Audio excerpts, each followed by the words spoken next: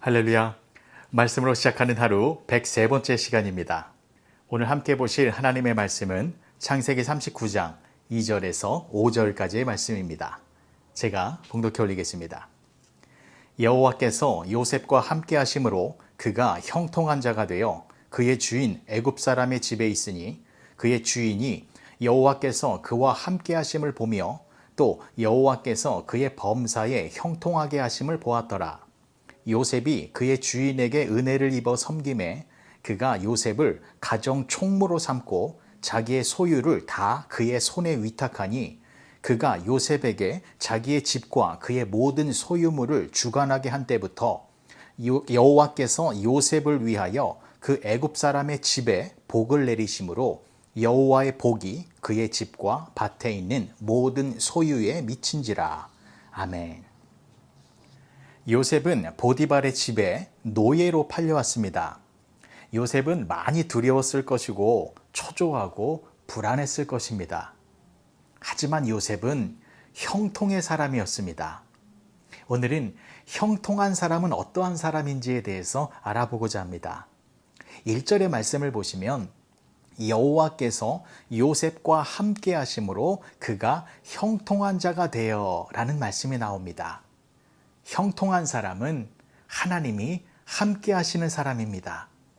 그런데 우리는 내가 형통한지 그렇지 않은지 평가할 때 시선을 밖으로 돌립니다.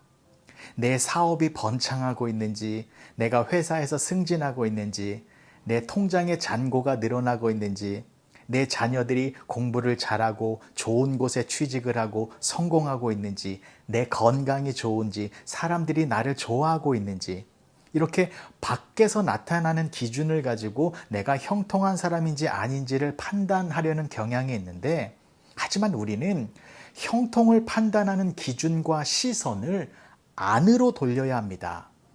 우리의 내면을 들여다보셔야 합니다.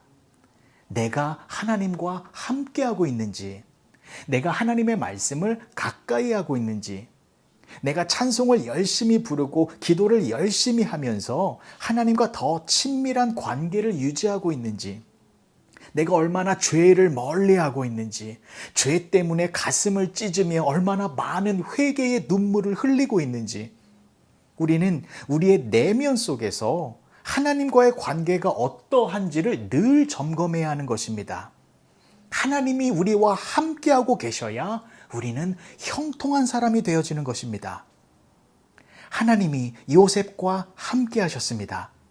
그랬더니 어떠한 현상이 벌어졌냐면 3절에서 5절까지의 말씀인데, 요셉이 보디발의 그 대저택의 모든 살림을 책임지는 가정 총무가 되어졌습니다. 뿐만 아니라 하나님이 요셉과 함께 하시니 보디발의 집에도 복이 임해서 보디발의 소유가 더욱 풍성해지는 결과가 나타났습니다. 하나님이 요셉과 함께 하셔서 요셉의 형통한 사람이 되어지니 요셉뿐만이 아니라 그 주변의 모든 사람들도 하나님의 복을 받게 되었다라는 것입니다. 그런데 중요한 것은 이러한 부분을 읽으면서 이렇게 오해하시면 안 됩니다. 하나님이 나와 함께 계셔서 내가 형통의 복을 누리면 하는 일이 다 잘 풀리겠구나. 요셉이 보디발의 가정 총무가 되고 보디발의 집과 밭에 있는 소유에도 복이 임했던 것처럼 나도 하나님을 잘 믿으면 이렇게 하는 일마다 다 잘 풀리는 형통의 복을 누리겠구나. 이렇게 생각하시면 안 된다는 것입니다. 하나님께서 요셉을 형통하게 만드신 것은 진정한 형통이 무엇인지를 알려주시기 위해서입니다. 여러분, 오늘 본문 말씀에 나와 있는 이 요셉의 모습이 부러우십니까? 보디발의 집에서 가정 총무가 되었고 요셉으로 말미암아 보디발의 재산이 늘어나고 있는 것, 이것이 진정한 축복이라고 생각하십니까? 예, 물론 요셉이 잘 되고 있는 것 맞습니다. 하지만 그 모든 것들이 요셉에게 무슨 소용이 있었겠습니까? 왜냐하면 요셉은 지금 노예입니다. 아무리 가정 총무이고 일을 잘한다고 해도 주인에게 구속되어 있는 노예입니다. 자유가 없고 미래가 없고 인간으로서의 기본적인 권리가 박탈당한 상태입니다. 그래서 하나님의 은혜로 말미암아 진정한 형통을 누리는 것은 더 깊은 의미가 있는 것입니다. 바로 노예의 신분에서 해방되는 것입니다. 그것이 진정한 형통입니다. 하나님이 함께 하셔서 주어지는 형통의 축복은 굴레에서 벗어나는 것입니다. 죄의 굴레, 사망의 굴레, 악한 세력의 굴레 속에서 벗어나는 것, 이것이 형통입니다. 우리의 힘으로는 죄악의 굴레 속에서 벗어날 수가 없습니다. 그래서 하나님이 우리와 함께 하셔서 하나님께서 우리를 그곳에서 벗어나게 해주신 것입니다. 이것이 참다운 형통인 것입니다. 이 참다운 형통을 보여주시기 위하여 요셉을 사용하고 계신 것입니다. 형통의 축복으로 말미암아 요셉이 노예의 신분에서 벗어나 애굽이라는 나라의 총리가 되어진 것입니다.